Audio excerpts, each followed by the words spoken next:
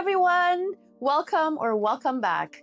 I'm Dila, an interior designer living in Los Angeles. Today, I'm inviting you to join me on a fun mosaic project. I'm not an expert, this is just a hobby, but I'm excited to show you how I unwind and create. Let's get started. For this project, I was inspired by some glass wall ornaments I saw online that featured little evil eye beads. I found this old wooden chopping block at a garage sale for $2 and it felt like the perfect backing for the piece. I usually start my mosaic projects with a pattern, but this time I kept it simple and just sketched the trunk and branches of a tree directly onto the wood. Then I cut a piece of tile mesh and glued it onto the board. I like using mesh because the mosaic pieces grip onto it much better. I found these colorful evil eye beads on Etsy, and I paired them with a mix of glass and mosaic tiles. My preferred adhesive for mosaic projects is Well Bond. I'm also using a few different tile and glass cutters along with tweezers to place the smaller pieces. I'll link the beads and the tools I used in the description below. Before gluing anything down, I like to lay the pieces out and play around with the arrangement. It helps me get a feel for the colors and how the composition will come together. Just as I started, I noticed that my Wall Bond glue is all dried up. So instead I found Gorilla Glue at home. And I'm going to continue with this one until I get a new Well Bond because this works pretty good. Well, I was wrong. Gorilla Glue turned out not to be the best adhesive for this mosaic project. It started bubbling up and it also wasn't drying as quickly as I expected.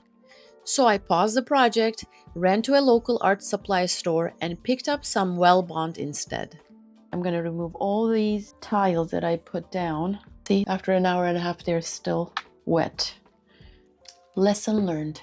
Before you start any project, check your supplies. They might be broken, dried up, missing.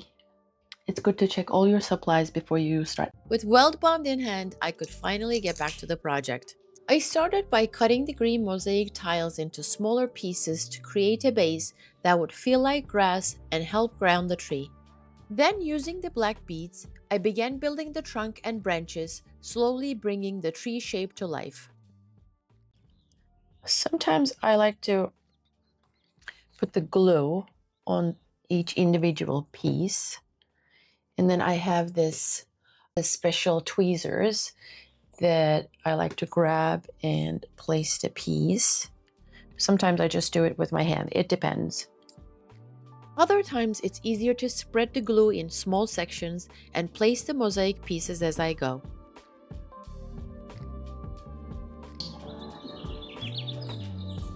The tree part is done. But I realized that I don't know what I'm gonna use for the background. No worries, I have a bunch of leftover mosaic pieces from previous projects, so I'm sure we're gonna find something that will work. It's an abstract piece after all. I ended up finding some light gray and stained glass pieces that worked perfectly for the background. At one point, I even dropped the green glass and shattered it while filming, but I decided to use the smaller broken pieces in the mosaic anyway. This turned out to be a relatively easy project since most of the beads were used just as they are. The only pieces I really had to cut were the ones for the background.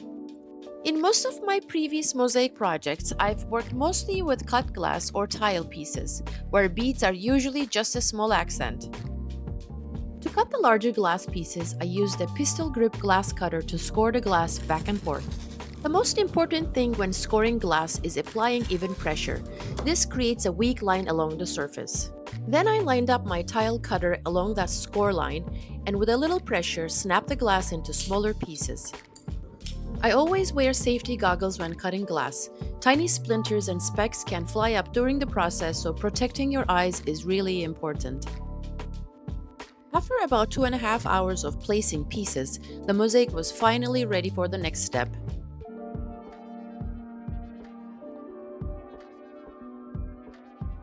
Today is the day, and I am ready to grout my piece. This is what it looks like before it's grouted. The grout will actually help the tile settle. I brought the troops today to help me out with grouting. My son has done so many other mosaic pieces with me, so he kind of knows what the process is. But to give you a quick summary, we have our grout. It's like a powder. It's white. You can do a white grout, or you can actually put some pigments in it and make it colorful. The only color that I have today is black, which is not a real color. So I'm just gonna put a little bit of black and make it maybe like light to medium gray for this particular piece. I don't think we're gonna need a lot of grout. And I don't have a recipe for you. So I usually eyeball how much powder and how much water I put. Oh, whoops. So let's say I put this much, right? This is too much, I think. I'm gonna put some back. You can always add more because I usually end up with wasted grout. I don't want to do that this time. We'll see. So you add water to your powder and mix it up until it becomes this peanut butter consistency, or like an icing consistency. You don't want it to be soupy. And right now it is soupy. So I'm gonna add more powder to that. This is maybe a little looser than a peanut butter, but it's still a good thick consistency. I always start with less pigment when mixing grout because you can always add more to darken the color. So I added a bit more until I got the medium gray shade I wanted. Once the grout reached the right consistency and color, I spread it across the whole surface. This part looks messy, but that's exactly what you want. The goal is to really drench the piece with grout and fill every gap between the tiles. Next, I use a damp sponge to gently wipe away the excess grout and reveal the tiles. I made sure the sponge was well squeezed so it wouldn't add too much water to the surface. The goal isn't to remove the grout between the pieces, just the extra grout sitting on top. I also wiped down the sides of the chopping board to remove any grout and give the piece a clean finish. Once everything was cleaned up, I let the mosaic dry overnight. So the grout is dry. Next step is to wipe off the whole piece. There can be like dust particles that's left on the mosaic piece. So what I do is I just wipe it down with a soft damp cloth.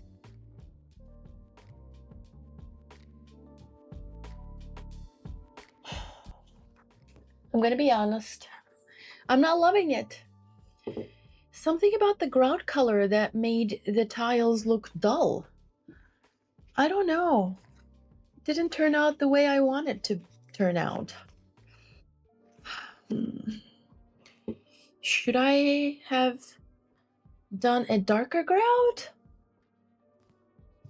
Or a whiter grout? I don't know. Am I being too picky?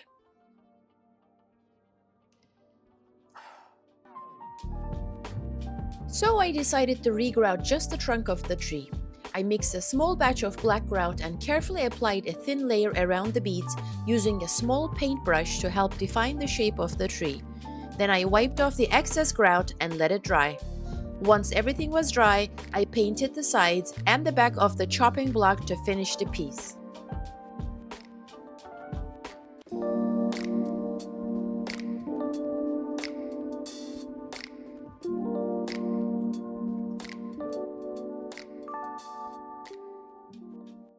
This is it!